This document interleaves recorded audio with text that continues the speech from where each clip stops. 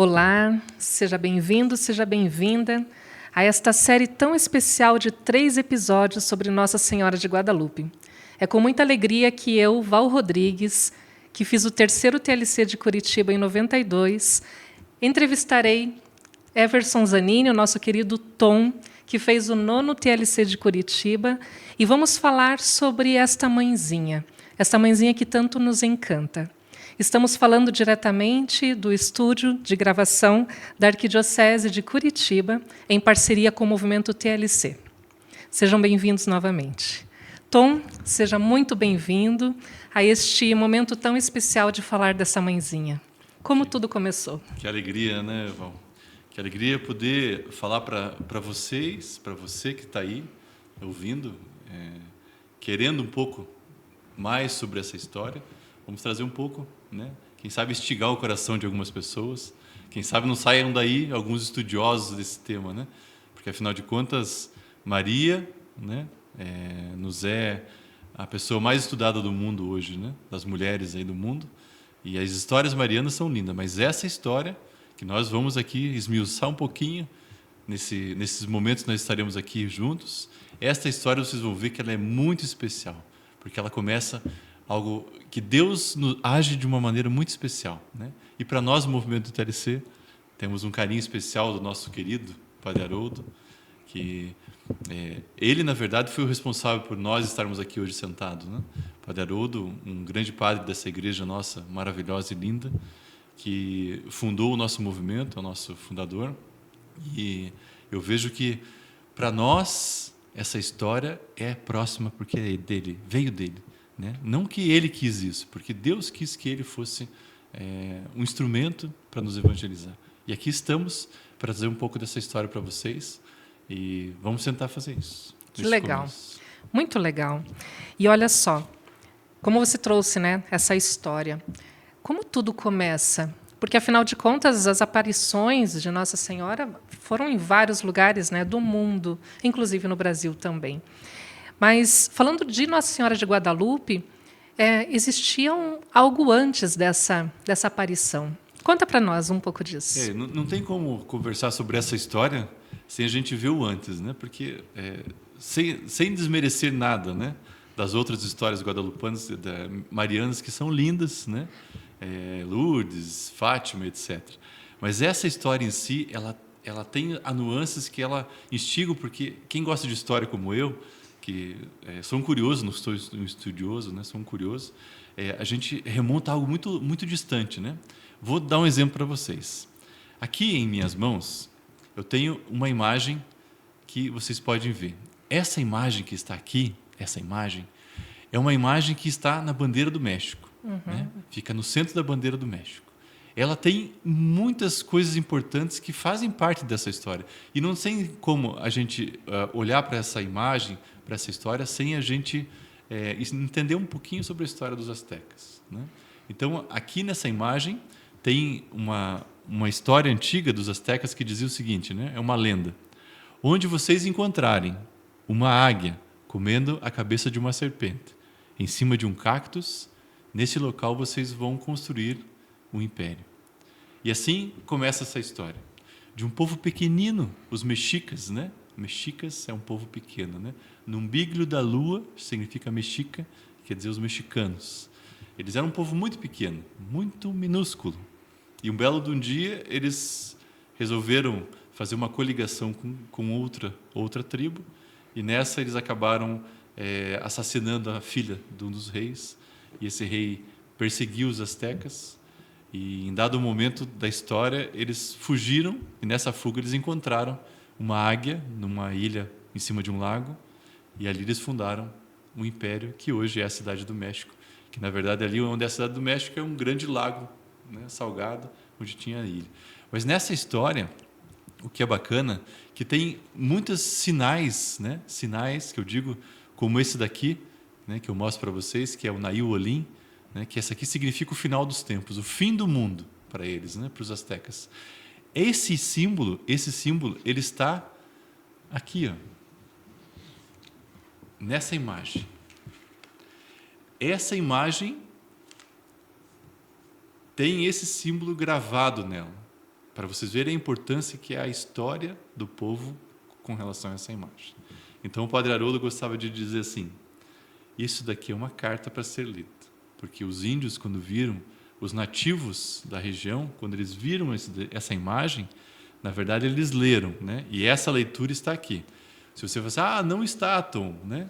Eu vou mostrar para vocês que há esse ponto aqui, ó. Exatamente nesse ponto aqui existe uma flor de 4 pétalas que representa esse ponto aqui. E daqui a pouquinho a gente vai explicar o que significa isso daqui e o que significa esse. Mas antes, como eu falei para você, Val, você veja que uma coisa é interessante, eu gostaria de trazer uma outra provocação. Porque o que me apaixona nessa história, o que me deixa extremamente feliz de contá-la para vocês, de partilhar um pouco com vocês aqui, é que Deus ele age de um jeito assim especial, né? Ele age nas entrelinhas. E quando aconteceu os fatos em 1531, Deus já estava agindo antes. Eu vou provar para vocês. Essa imagem que eu tenho em mãos é uma imagem de Maria, uma imagem mariana. Alguém daí consegue dizer qual é o título dessa imagem? Pensem aí um pouquinho, alguns segundos. Vão dizer, Nossa Senhora Aparecida, Aparecida, Nossa Senhora da Bolívia. Essa imagem aqui, fiquem vocês pasmados, mas é Nossa Senhora de Guadalupe. Olhem, Guadalupe. Mas espera aí, Tom, você acabou de mostrar uma imagem de Guadalupe e elas são um pouco diferentes, né? São muito diferentes. Aí perguntam para mim, Tom, o que tem a ver uma com a outra? Eu digo, não tem nada a ver. Tem tudo a ver. Tudo a ver. Interessante, porque essa imagem que você vai continuar contando, da onde vem, e esse tudo a ver, ela une povos. E Deus age por sinais, né? Nós falamos muito. Jesus veio e falou muito, nos deixou muitos sinais. E a mãezinha, não muito diferente, une esses povos também através desses sinais. É porque as pessoas que pisaram nas Américas, né? Os primeiros espanhóis que pisaram lá na ilha de Cuba, depois vieram para as Américas. O título de Nossa Senhora de Guadalupe já vinha com eles, já era deles. Porque essa imagem, olhem vocês, olhem como Deus age, né? Vejam, percebam. O nome Guadalupe significa Rio de Lobos. E essa imagem remonta ao evangelista Lucas. Dizem na tradição católica, na tradição escrita, que essa imagem estava junto com os restos mortais de São Lucas, que foram recebidos por um papa, de presente de um dos imperadores, e dentro dos restos mortais de Lucas existia uma imagem, e era essa imagem aqui, uma imagem de Maria com Jesus no colo. E essa imagem, depois de alguns anos em que a Europa foi invadida por N povos, né? Por 800 anos a Europa foi invadida, né? E em dado momento da história, começaram-se a destruir as igrejas. E os seguidores de Lucas, que tinham essa relíquia nas mãos, resolveram esconder essa imagem. E daí esconderam numa caverna, numa gruta, no Rio de Lobos, no Guadalupe. Era uma curva e tinha uma gruta, eles esconderam, fecharam com pedras, e lá ficou durante muito tempo essa imagem. Essa imagem ficou lá, guardada. Escreveram nas paredes o que tinha acontecido e fechou. Um belo de um dia, uma pessoa que tinha 3 vacas, uma delas fugiu, ele resolveu buscar essa vaca, porque era o sustento da família dele. Por 3 dias procurou e ele não encontrou a vaca. E quando ele estava já desanimando, encontrou-a do lado do rio, desse rio Guadalupe, caída, morta essa vaca. Então ele tentou tirar um pouco da pele, um pouco da carne, e quando ele tirou a faca para furar o bucho da vaca, apareceu uma senhora muito bonita conversando com ele. Ele não ficou muito feliz com aquele momento, ficou com muito medo, foi até a cidade e buscou ajuda para aquele momento, o padre, o delegado. E daí, quando ele chegou com esse pessoal de volta, essa mulher não estava mais ali, mas a vaca estava viva. A vaca estava viva e ele falou assim, eu escutei que ela me disse para eu procurar algo por aqui. Então eles procuraram por ali e em dado momento alguém bateu na pedra, a pedra se mexeu, viram que era uma gruta, abriram e lá encontraram essa imagem. E essa imagem acompanhou na Europa o rei da Espanha, o rei Carlos V, tinha um oratório do lado do trono dele, em que essa imagem ficava lá exposta, e provavelmente muitos dos que vieram para cá, para as Américas, passaram por esse oratório e ali fizeram suas orações. Então, o nome Guadalupe, quando veio para as Américas, ele já estava aqui, ó, na ponta da língua das pessoas. Que legal. E olha só, coincidência ou não, a gente tem um filme, né, que está sendo lançado sobre Nossa Senhora de Guadalupe, onde aparecem também várias histórias, um pouco mais desta história, testemunhos, e a gente quer reforçar o convite para que você também siga conosco neste episódio, ou na própria história mesmo, de conhecer quão rico e quão significativo é tudo isso, né? Por isso que nós estamos aqui. E aí, como que é essa conexão? Afinal de contas, Guadalupe, esta Guadalupe aqui veio lá da Espanha, os espanhóis vieram para o México, e aí, como que continua tudo isso? Inclusive, tem alguns testemunhos escritos, né, que as navegações elas escreviam, né? Os relatos, né, do navio eram todos escritos, né? E há escritos em que tempestades aconteceram, em que eles dedicam, né, a Salvadora a Maria, que acalmou a tempestade, que o navio estava quase afundando e de repente a tempestade se acalmou porque eles fizeram uma oração por Maria, né? Então, quando eles pisaram na cidade do México, em 1519, na cidade do México, quando eles pisaram no continente mexicano, que foi ali pelo Caribe, eu gostaria de trazer o que eles viram naquele momento, né?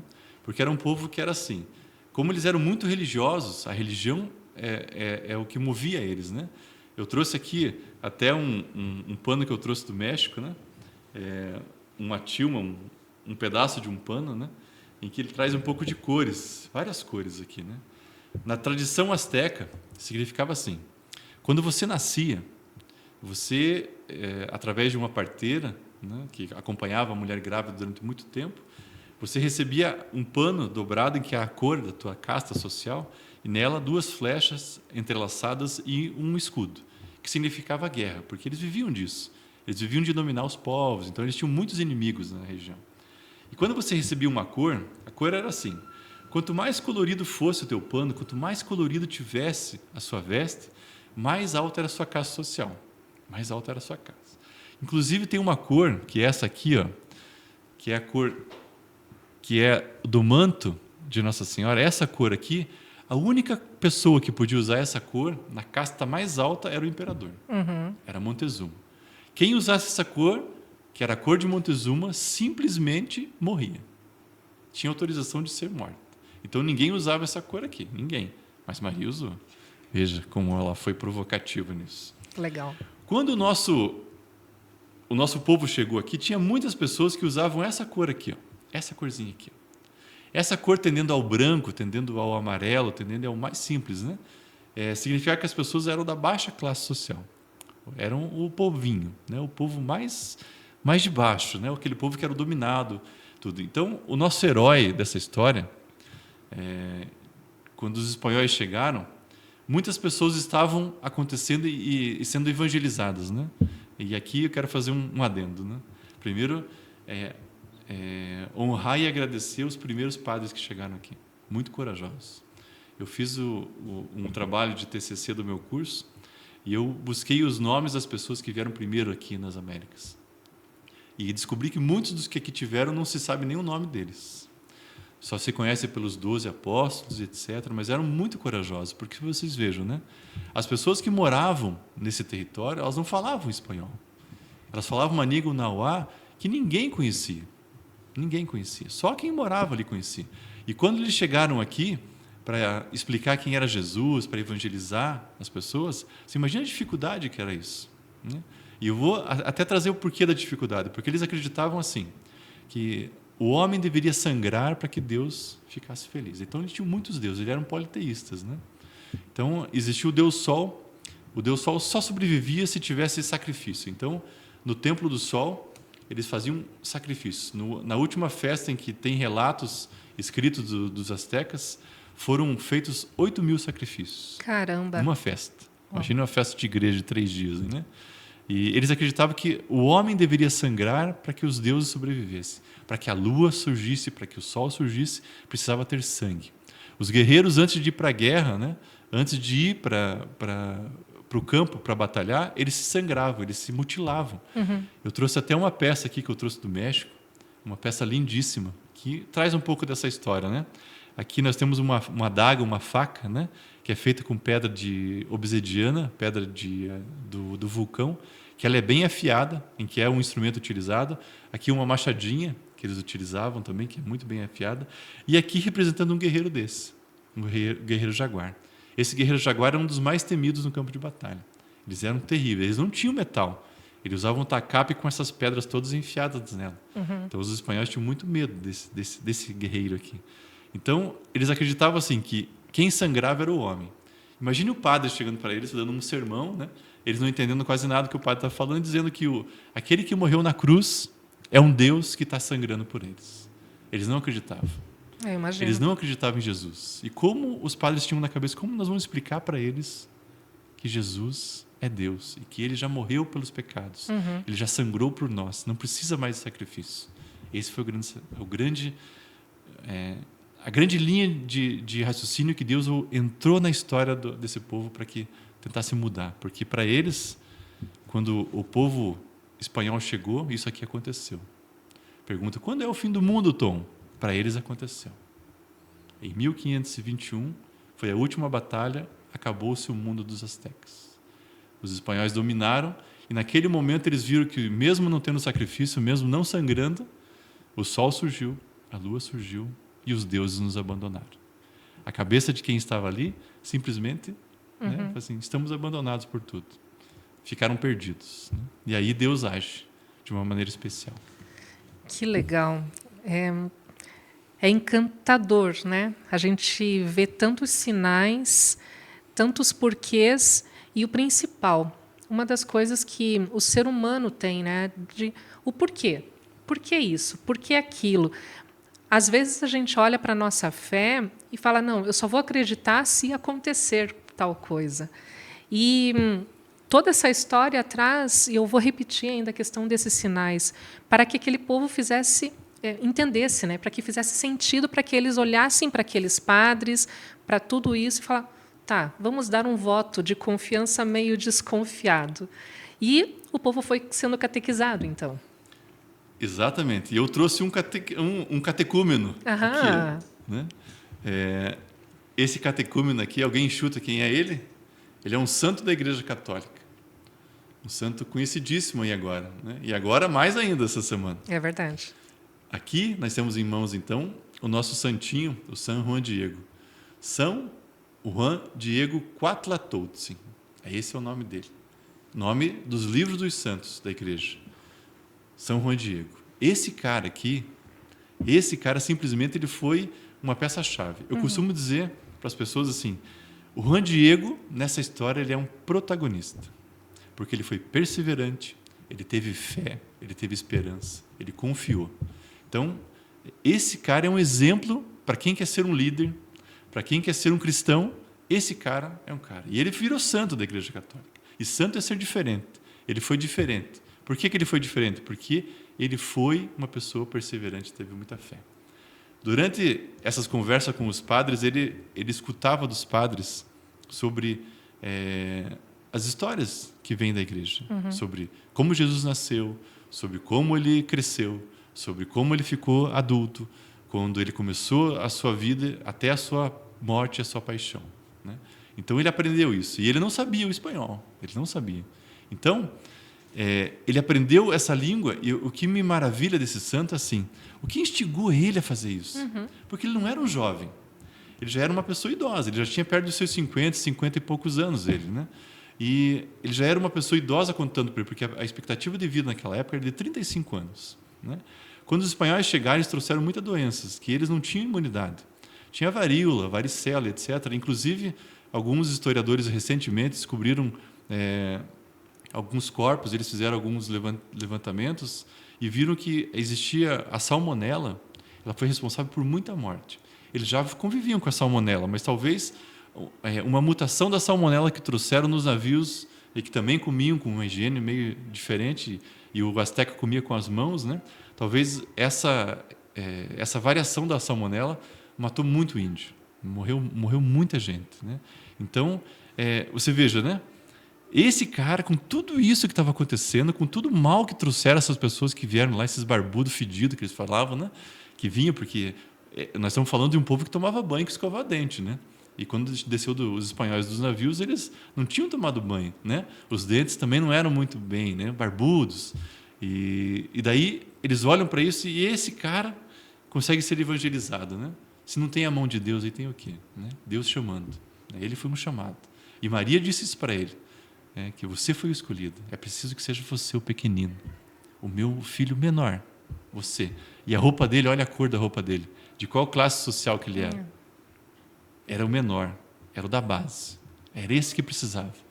Deus precisava usar esse homem para ele chegar até aqui, nesse momento que nós estamos conversando com vocês. Juan Diego é o cara. Muito legal. E olha que introdução para este primeiro episódio, gente. Muita história. E olha, aqui realmente foram só algumas pinceladas. A gente encerra este episódio deixando este ponto instigante desse protagonista, São Juan Diego, com Nossa Senhora de Guadalupe. Venha conosco para o segundo episódio, onde a gente vai entender mais ainda, conhecer ainda mais toda essa história linda. Até lá.